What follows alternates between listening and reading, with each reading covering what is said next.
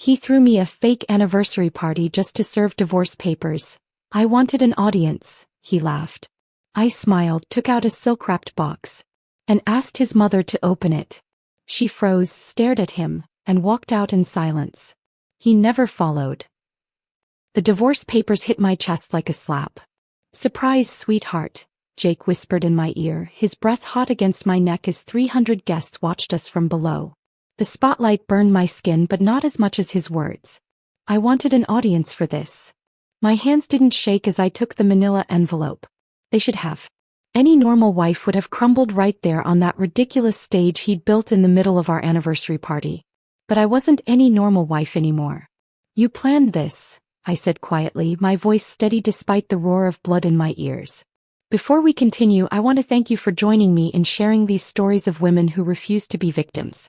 If you believe that truth and justice should prevail over lies and manipulation, please consider subscribing. It's free and helps us reach more women who need to hear this. Now let's see how this unfolds." His smile was pure venom wrapped in expensive veneers. Every last detail. The flowers, the champagne, the guest list, even that dress you're wearing. Midnight blue, wasn't it? Because I told you once it made your eyes unforgettable. He chuckled, the sound making my skin crawl. "I wanted you to look perfect when I destroyed you." The crowd below us was a sea of open mouths and raised phones. Someone gasped. A champagne glass shattered against marble. But all I could hear was Jake's confession echoing in my head. He'd orchestrated this entire night just to humiliate me in front of everyone we knew. 5 years, I breathed, staring at the envelope in my hands. 5 years of marriage, and this is how you end it? This is how you end things with style, Brooke. With an audience. With impact. He straightened his bow tie like he'd just delivered the performance of his life. "People will talk about this for years." That's when I saw her. Melissa Cartwright stood near the back wall, trying to blend into the shadows between 2 marble columns. But that red hair of hers caught every light in the room like a flame. She was biting her lower lip, her green eyes fixed on Jake with the kind of worship that made me want to vomit. He knew. She'd known this was coming. "How long?" I asked, still holding those papers. "How long what? How long have you been planning to serve me divorce papers at our anniversary party? How long have you been sleeping with your marketing director? How long have you been lying to my face every single day?" Jake's confident mask slipped for just a second. Just long enough for me to see the real him underneath. Petty, cruel, and so pathetically insecure that he needed to destroy his wife in public to feel powerful. "Does it matter?" He shrugged, already turning away from me.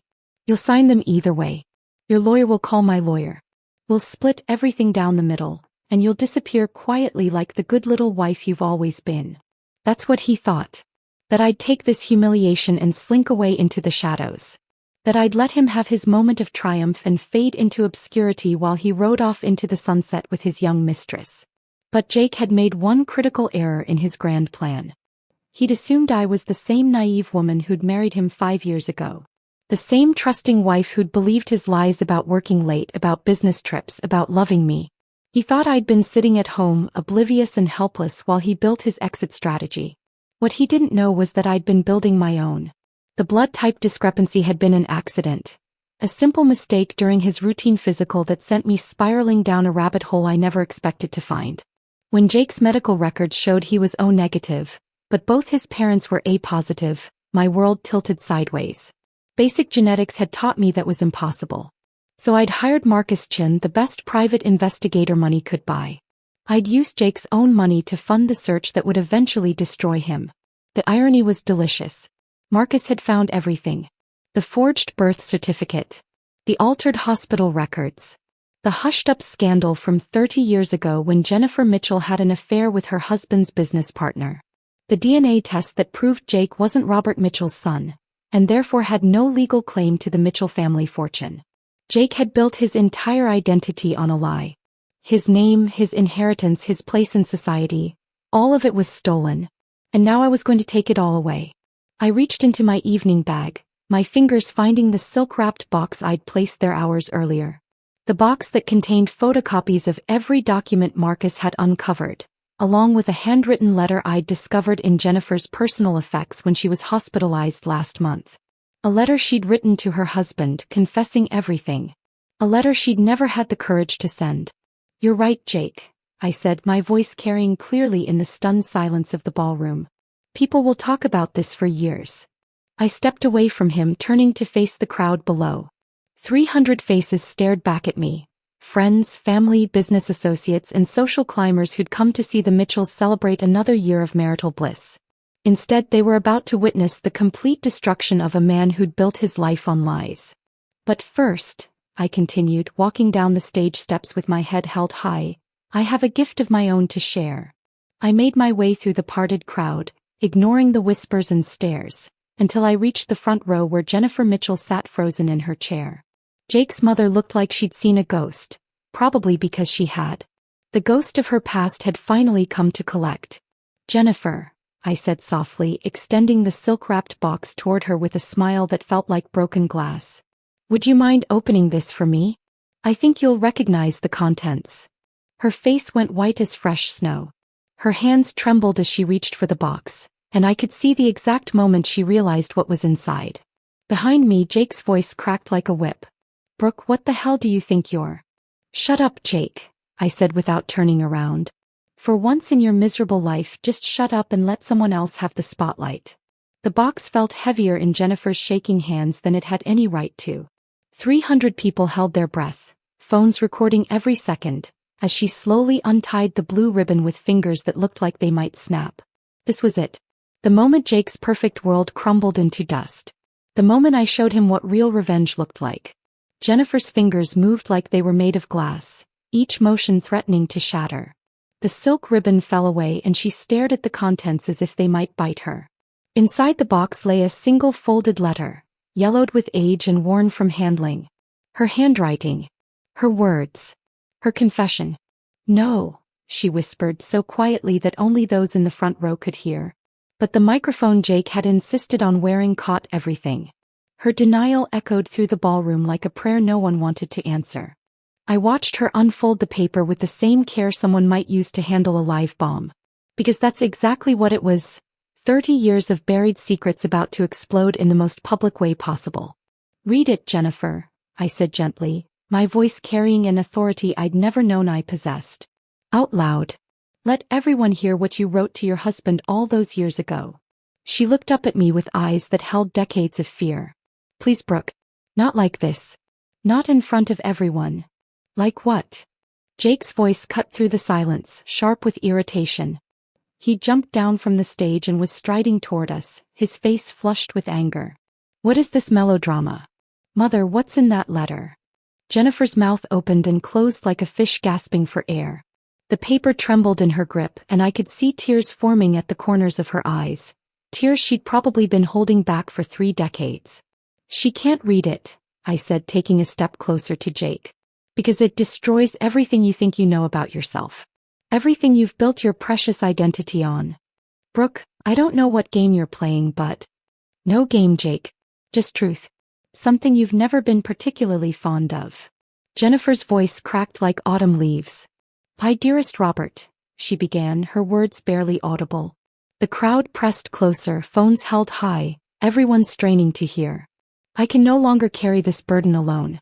What I'm about to tell you will change everything, and I pray you can find it in your heart to forgive me." Jake went rigid. "Mother, stop." But Jennifer couldn't stop now. The dam had broken and 30 years of guilt came pouring out.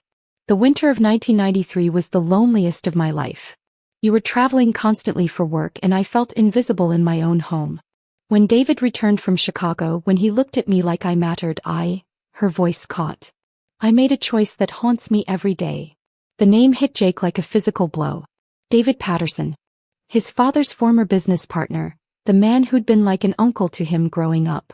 The man who'd mysteriously moved to California when Jake was 5 and never spoke to the family again. "You had an affair," Jake said flatly, his lawyer's brain already connecting dots he didn't want to see. Jennifer nodded, tears streaming down her cheeks now. "For 3 months. 3 months of feeling alive again, of feeling wanted. And then," she pressed her hand to her mouth, fighting back a sob. "Then I discovered I was pregnant." The ballroom had gone silent except for the soft whir of phone cameras and the distant sound of someone's nervous breathing. 300 people watching a family implode in real time.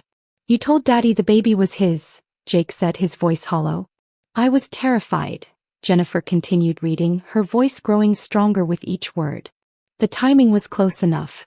Robert had been home for a weekend in February. I convinced myself it could be his child. I wanted it to be his child. Jake's face had gone pale as marble. But you knew it wasn't. The doctor who delivered you, Jennifer whispered, looking directly at her son. Dr. Harrison. He was David's cousin. He knew about the affair. David had confided in him when he was struggling with the guilt. When you were born, when he ran the blood tests. She swallowed hard. He came to me privately. Told me the results proved you weren't Robert's son. So you bribed him, I said, filling in the blanks I'd pieced together from the private investigator's report. You paid him to falsify the records. Jennifer nodded miserably. $50,000. Money I'd inherited from my grandmother. Dr. Harrison changed the blood type documentation, backdated some records, made it look like there had been a clerical error in the original typing. He said no one would ever question it. Jake staggered backward like he'd been punched. My entire life. My name, my inheritance, my place in this family. It's all based on a lie. I thought I was protecting you, Jennifer said, her voice breaking completely now. I thought I was giving you the life you deserved. The Mitchell name, the social standing, the financial security. How could I take that away from an innocent child? By lying to everyone. Jake exploded, his composure finally cracking. By lying to Dad, to me, to everyone who ever mattered. But Jennifer wasn't finished. She looked down at the letter again, and I saw her steel herself for the final blow. The one I'd been waiting for. There's more, she said quietly. Jake's laugh was bitter and broken. More? What else could there possibly be? Jennifer's eyes found mine across the space between us, and for a moment, I saw something that looked almost like gratitude. She knew this needed to come out. She'd been drowning in this secret for 30 years, and I'd just thrown her a lifeline, even if it looked like an anchor to everyone else. I wrote this letter 5 years ago, she continued, her voice steadying. The night before your wedding. I was going to tell Robert everything, was going to confess and let him decide what to do. But then I met Brooke. Jake's head snapped toward me, confusion replacing some of the anger in his eyes. She was so kind to me that day, Jennifer said, her voice warming slightly.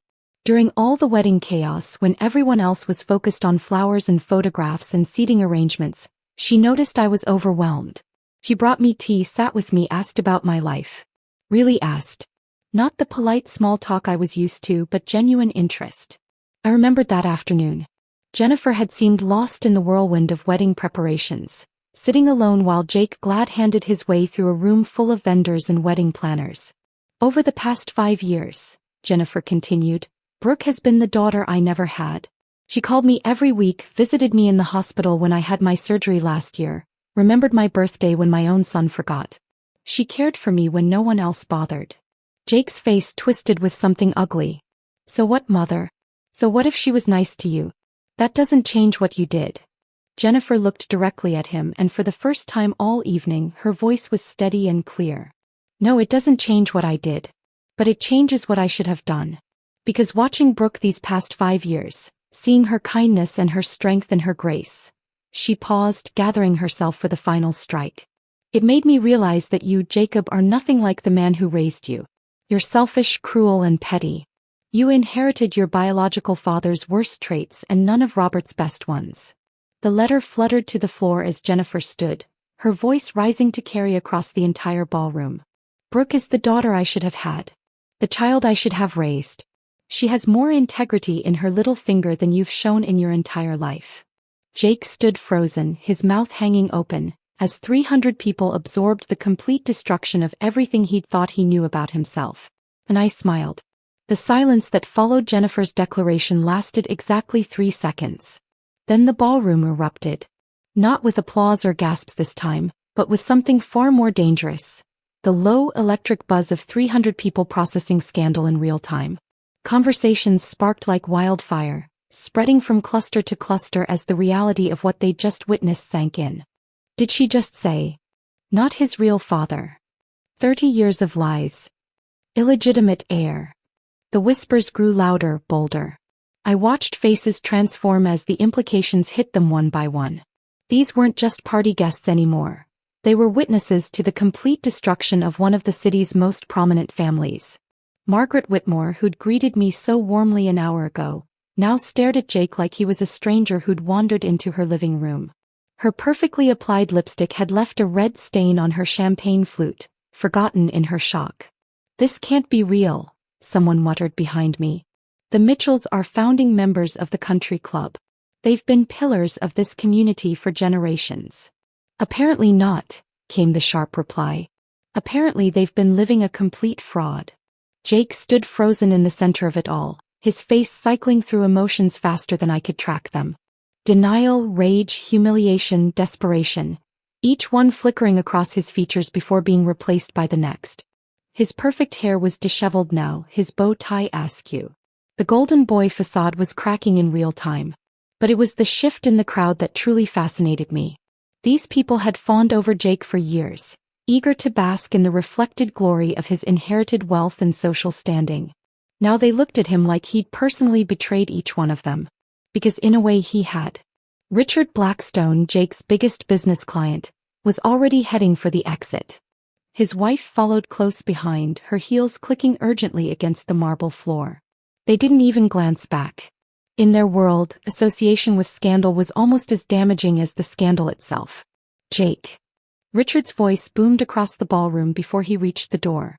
"We'll need to discuss our contract terms first thing Monday morning." Everyone heard the subtext. The Blackstone account, worth nearly $2 million annually, was about to disappear. Near the far wall, I spotted the cluster of Jake's fraternity brothers from Yale. Men who'd partied with him for 4 years, who'd stood up at our wedding, who'd been fixtures at every major milestone in our relationship. They were backing away from the scene like it was contaminated. "We should go," one of them whispered, but the microphone Jake still wore caught it anyway. "This is going to be all over social media in an hour." "Already is," another replied, holding up his phone. "Someone's streaming this live. It's got 3,000 viewers and climbing." Live streaming. Of course. In today's world, private humiliation was an impossibility. Jake's public execution was being broadcast to anyone with an internet connection. But the person I was really watching stood near the back corner where she tried to blend into the shadows all evening. Melissa Cartwright, Jake's red-haired secret, had gone completely white. Her emerald dress suddenly looked garish under the ballroom lights, like she was dressed for a different party entirely. She'd been so confident earlier, sipping her Prosecco and checking her phone for reassuring texts from her married lover. She'd probably been imagining this as her coming-out party, the night she'd finally step into the light as the future Mrs. Mitchell. Now she looked like she wanted to disappear into the floor. I watched her clutch her designer purse tighter as reality crashed over her. The man she'd been sleeping with wasn't the heir to a fortune. He was the illegitimate son of a 30-year-old affair. The inheritance she'd been counting on didn't exist. The social status she'd been craving was built on quicksand. Her phone buzzed in her hand. Probably a text from her roommate or sister asking if she was really at that party everyone was talking about online. I saw her read it, saw her face crumple slightly, saw her take one last look at Jake, still standing there in his expensive tuxedo, looking lost and broken, before she turned and walked toward the exit. She didn't run. That would have drawn attention. Instead, she moved with the careful precision of someone trying very hard not to be noticed. Head down, shoulders squared, handbag pressed against her side like armor. But I noticed. And more importantly, so did Jake. I saw his head turn, saw him spot her retreating figure. For a moment, something desperate flashed across his face. The look of a drowning man watching his life preserver float away. "Melissa," he called out, his voice cracking slightly. She paused at the ballroom entrance but didn't turn around. The entire crowd followed his gaze, 300 pairs of eyes landing on the woman who'd been his secret mistress just hours ago. Now she was just another guest who couldn't get away fast enough. She disappeared through the doorway without a word, leaving Jake standing there with his arms half raised, his mouth open, looking every bit the fool he'd always been beneath the expensive suits and inherited confidence. That's when the real exodus began. The Hendersons slipped out next, followed by the Carruthers family. Then Jake's golf buddies, his business associates, the social climbers who'd been so eager to curry favor with the Mitchell heir. One by one they melted away like morning frost. Some made excuses, early morning tomorrow, or babysitter needs to leave soon. Others just vanished without explanation, unwilling to be photographed at the scene of such spectacular social destruction. But the cruelest departures were the ones who'd been closest to him. Marcus Webb, his best man, caught Jake's eye across the room and simply shook his head slowly before walking away. No words, no explanation needed. 30 years of friendship ended with a single gesture. The Preston family, neighbors who'd been like surrogate grandparents to Jake, gathered their things with the kind of determined efficiency that spoke volumes. Mrs. Preston had taught Jake to ride a bicycle in her driveway when he was 6. Now she wouldn't even look at him. Within 15 minutes, the ballroom had emptied by 2/3. The remaining guests huddled in small groups, their voices low but their stares constant. They weren't staying out of loyalty, they were staying for the show, waiting to see how much lower Jake could fall. Through it all, I remained perfectly still. I didn't gloat or make speeches or demand attention. I simply stood there watching the man who'd tried to humiliate me discover what real humiliation felt like. The champagne in my glass had gone flat, but I took a sip anyway. Tasted like victory. Mrs. Lawton approached me then, her elderly face creased with concern. She'd been my neighbor since childhood, had known me long before I became a Mitchell. "Dear," she said softly, taking my free hand in both of hers. "Are you all right?" For the first time all evening my smile was genuine. "I'm perfect, Mrs. Lawton. Thank you for asking." She squeezed my hand once, nodded knowingly and walked away. That's when I knew it was time to leave. I'd stayed long enough to watch Jake's world collapse. Now I wanted to go home and pour myself a proper drink. Something that didn't taste like lies and broken promises. I set my empty champagne flute on a nearby table, picked up my small evening bag and walked toward the exit without looking back. Behind me, Jake's voice echoed through the half-empty ballroom. "Brooke, wait." Brooke. But I didn't wait. I didn't need to. He'd wanted an audience for our ending. Now he had one for his. The valet brought my car around as I waited under the hotel's crystal canopy, breathing in the cool night air that felt like freedom. Behind me, through the floor-to-ceiling windows, I could see the remaining guests still clustered in the ballroom like vultures picking over carrion. But I wasn't looking back anymore. My phone buzzed with notifications, texts, missed calls, social media alerts. The story was already spreading beyond the ballroom walls, rippling out into the digital world where scandals lived forever. But I silenced it all and slipped the phone into my purse. Tonight belonged to me.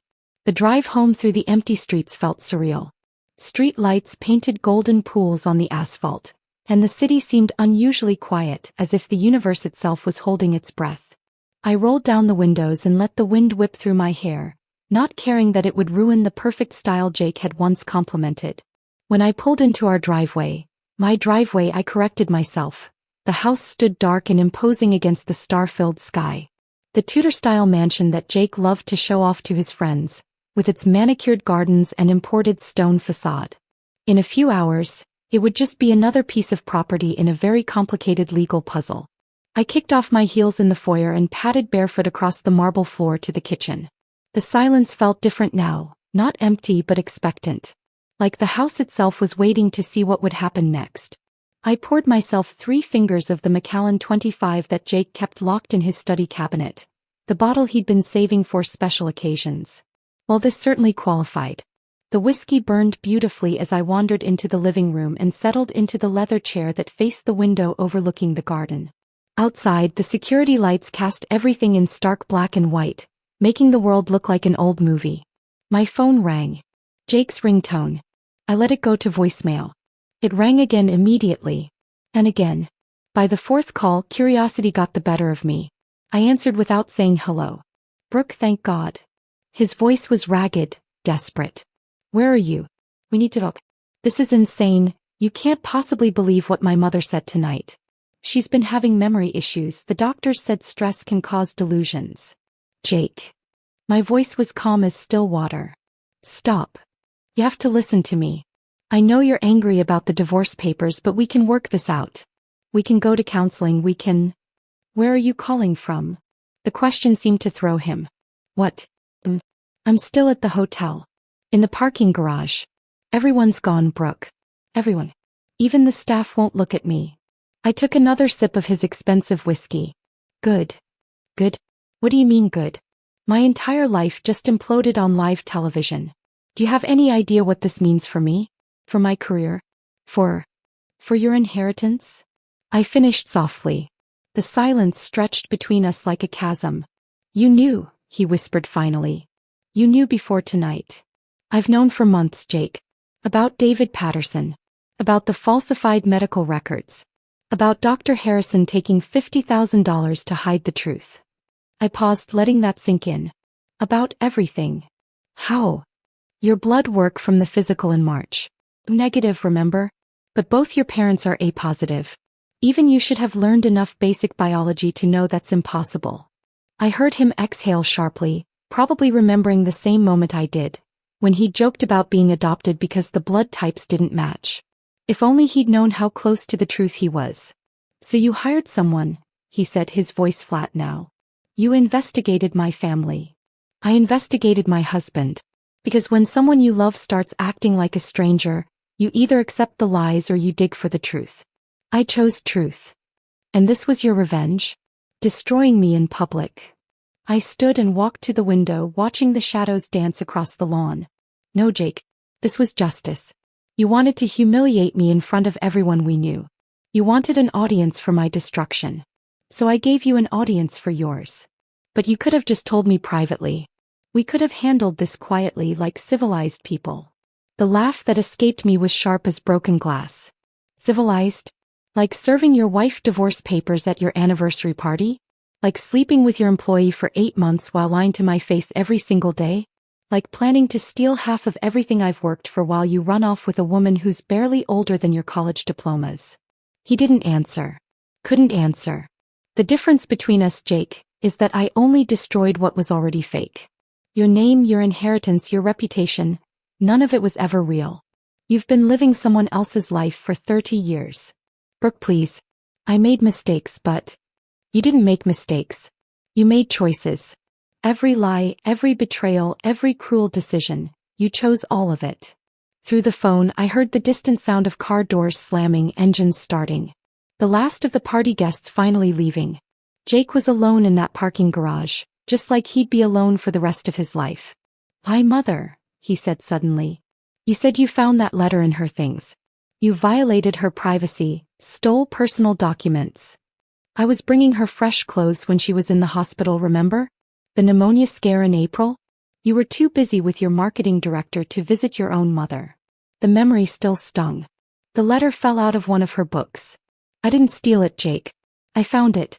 And after 5 years of watching you take credit for everything your father built, watching you treat people like stepping stones to your success, I decided someone needed to know the truth.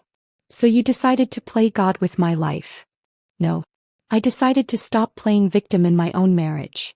The silence stretched longer this time. When he spoke again, his voice was smaller, younger somehow. "What happens now? Now you figure out who you really are. Not Robert Mitchell's son. Not the heir to a fortune you never earned. Not my husband. Whoever that is. And us. There is no use, Jake. There hasn't been for a long time. Tonight just made it official." I heard him breathing on the other end of the line, heard the faint sound of traffic passing by the hotel. He was sitting in his car in an empty parking garage, probably still wearing that expensive tuxedo, probably still trying to figure out how his perfect plan had backfired so spectacularly. "I'm filing the divorce papers tomorrow," I said gently. "Under my maiden name. Carter. The name you always said sounded too common, too ordinary. Turns out it's the only real name in this marriage. Brooke." "Goodbye, Jake." I ended the call and turned off the phone completely. Outside, a car turned into our neighborhood, some late-night reveler heading home from their own evening out. But they drove past without slowing, their headlights sweeping across the window briefly before disappearing into the darkness. I finished the whiskey and set the empty glass on the side table. Tomorrow I would start the process of untangling 5 years of shared finances, shared property, shared lies. Tonight I would sleep alone in my own bed in my own house with my own name. For the first time in months that sounded perfect. The first night I slept alone in our bed, I stared at the ceiling until dawn and let myself remember how it all began. Not the marriage, not the lies, but the moment I stopped being naive. It was a Tuesday in March when Jake came home from his annual physical, waving his blood work results like a victory flag. Clean bill of health, he announced, dropping the paperwork on the kitchen counter before heading to the shower. Doctor says I have the blood pressure of a 20-year-old. I was making dinner, barely paying attention when something on the lab report caught my eye. Blood type, O negative. I stared at those letters, fork suspended halfway to my mouth as I tasted the pasta sauce. That night, while Jake snored beside me, I pulled out the wedding album. Page after page of carefully posed photographs, but I stopped at one specific image.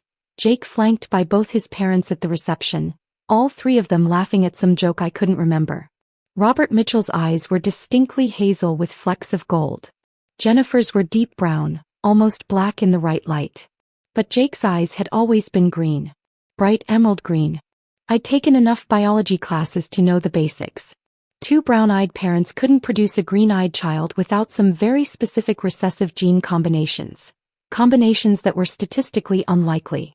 Add in the blood type mismatch and the probability dropped to nearly impossible.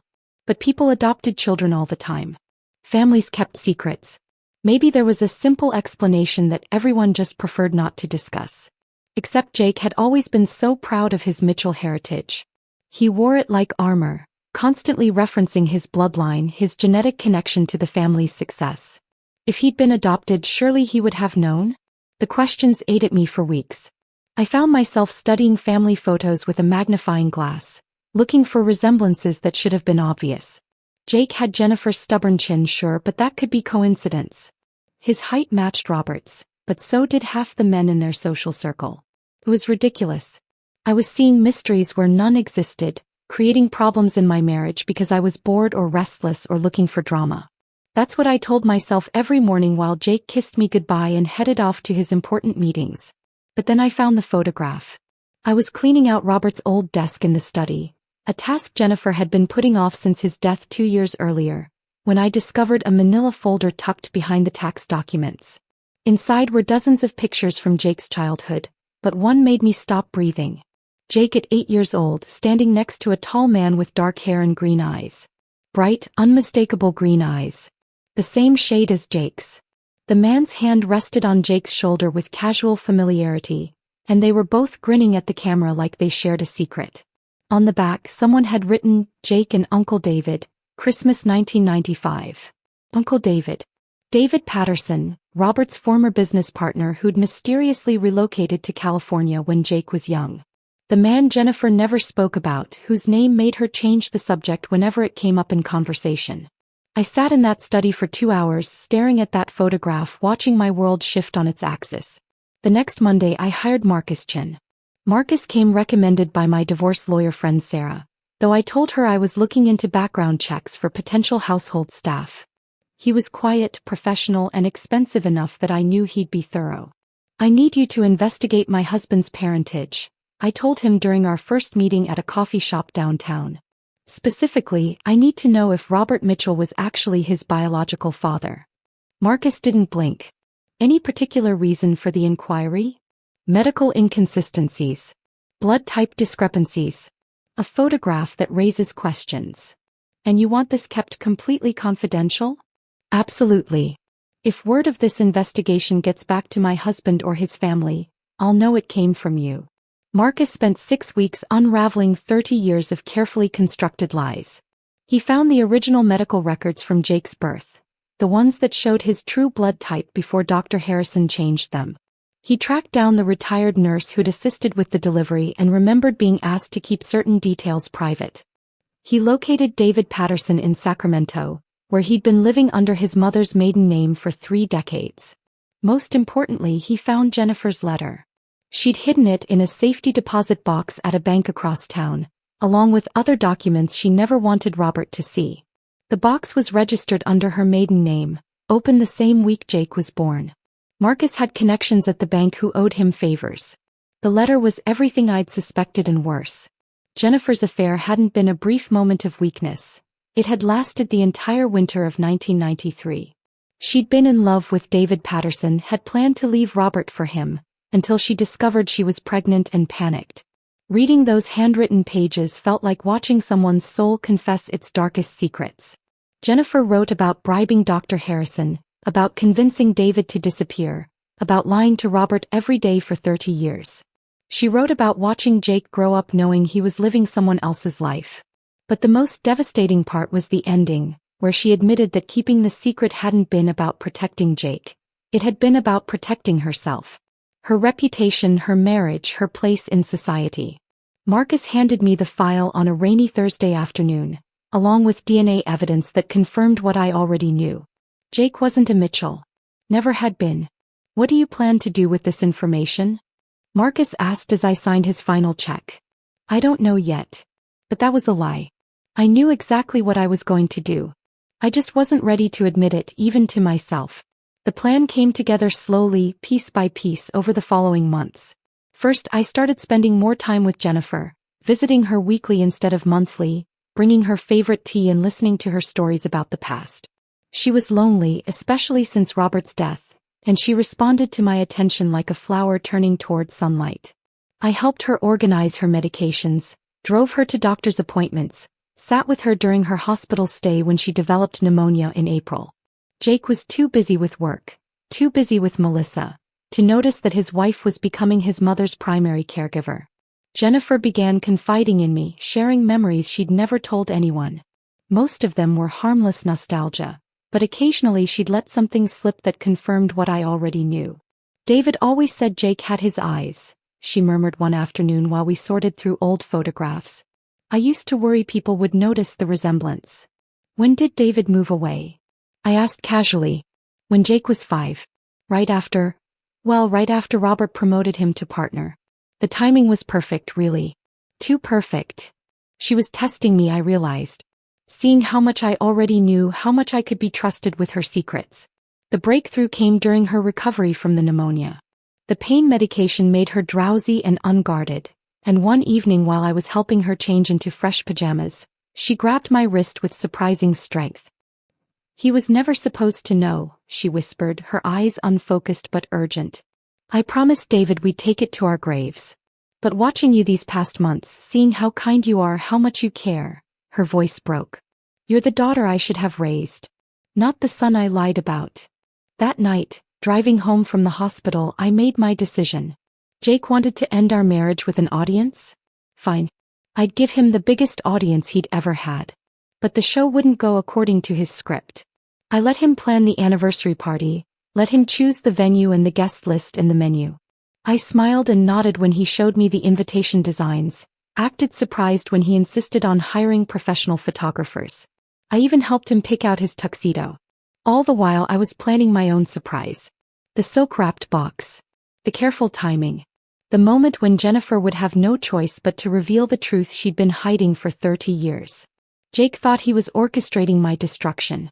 Instead, he was building the stage for his own. 2 months later, I was standing knee-deep in a lake that had no name, watching minnows dart between my bare toes while coffee cooled in my favorite mug. The cottage I'd rented sat 50 yards behind me, weathered cedar shingles and a screen door that slammed with the most satisfying sound in the world. 1 bedroom. 1 bathroom. A kitchen the size of Jake's walk-in closet. A porch that faced east so I could watch the sun rise over water that belonged to no one and everyone. The exact opposite of everything my old life had been. I'd found this place on a Wednesday afternoon in late September, driving aimlessly through backroads after signing the final divorce papers. The realtor was a woman named Ruth who wore muddy hiking boots and didn't ask why I wanted to rent somewhere so remote. Previous tenant was a writer, she'd explained, showing me the interior with its pine walls and stone fireplace. Said the quiet helped her think. Of course, some folks find this much quiet unsettling. It's perfect, I'd said before she'd finished the tour. That first morning, I'd woken up confused by the absence of sound. No traffic, no neighbors, no Jake's phone buzzing with important calls at 6 a.m. Just birds and water and wind through pine needles.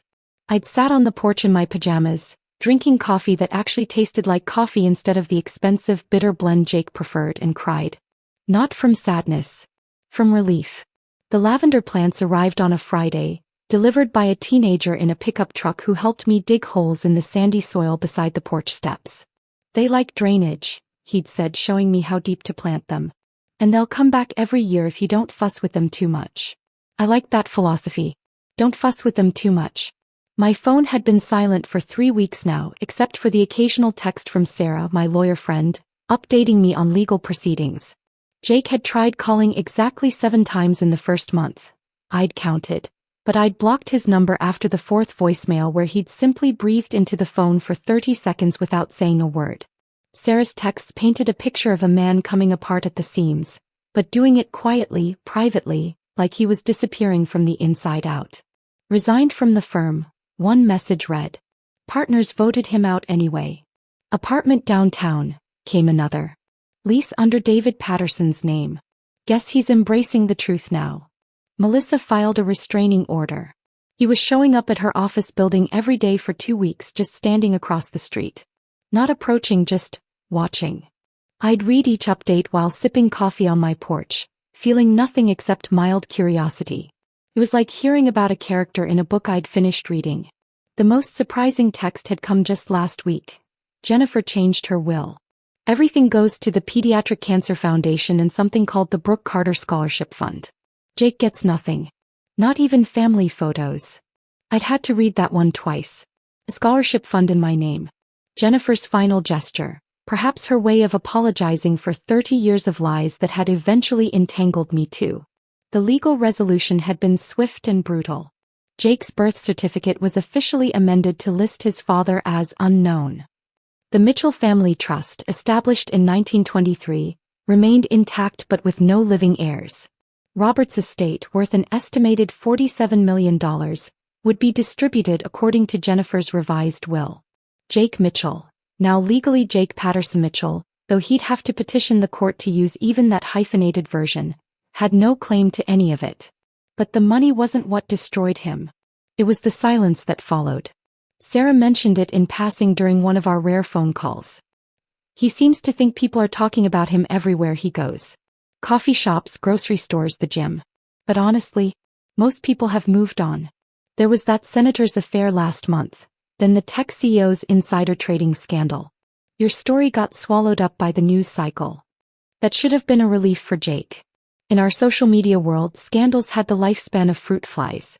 But apparently he couldn't let it go. I heard from Margaret Whitmore's daughter, Sarah continued. She said Jake showed up at their country club last Sunday. Just sat at the bar for 3 hours, nursing the same drink, staring at people. When someone finally asked if he was all right, he just said, "They remember." But Margaret said nobody was even looking at him.